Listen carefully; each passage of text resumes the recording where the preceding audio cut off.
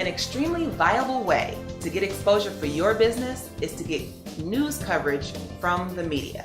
I'm going to show you how to create a great press release that gets noticed. Welcome to this episode of Promote Smart, tips to effectively market your business, with graphic designer and marketing strategist Valerie Thompson. A grand opening, a new product, a record-setting sales year, a new location, or a special event are all good reasons to contact the media and send them a press release. It's important for any business owner to know how to write one that not only gets noticed, but actually turns into news coverage. Here are the things you need to know in order to write a killer press release. Now, to ensure readability, your press release should follow this standard format. It should be typed, double-spaced, and on white letterhead, with the contact person's name, title, company, address, and phone number in the upper right-hand corner. The words "for immediate release" should go at the top of the page on the left margin in capital letters. The headline, usually in bold, should be centered below that. A subtitle can be included in italics that briefly elaborates on the headline.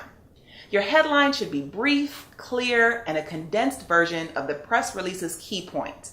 It might be helpful to write down your headline at the end, after the rest of the press release is written, so that it clearly defines the overall point of the release. The press release should be written as you want it to appear in the news story. Some journalists simply don't have the time to research your company's story and may use what you've written or make small changes. So whatever you want them to say needs to be clearly laid out in your press release. Now let's look at the body content. The first paragraph should have the most important information. Start with the date and the city in which the press release originates.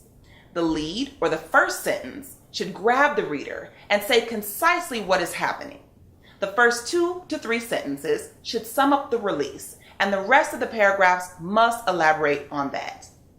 The second and third paragraphs should have secondary information. Make sure you deal with the actual facts here: events, products, services, people, targets, goals, plans, projects, etc. It's always a good idea to include quotes from people involved. They give a human element to the release and are a great source of information. Your boilerplate is next. This is the area where you say more on your company. Who are you? What are your achievements? And what's your mission? This, followed by your contact information, gives more detail about the writer.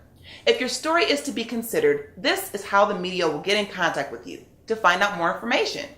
Make sure to include multimedia contact information, such as your email address and your social media contact.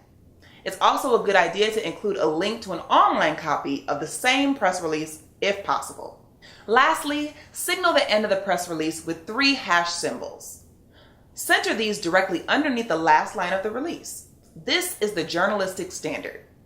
Before sending, make sure that your press release has been proofread and is free from all grammatical errors. It's always best to keep your release to 1 page, but 2 pages is the absolute maximum. An extremely smart way to promote your business is through a clear, concise, attention-grabbing press release. Now that you know how to write your own, be sure to notify the media anytime that you do something newsworthy. For more information on how to write a press release, visit my blog on leapgraphics.com. And remember, it's your business, why not take a leap? Thank you for watching this episode of Promote Smart with Valerie Thompson. For more great information, visit her website at leapgraphics.com. Also browse the other shows found right here at Toledo Biz TV Shows.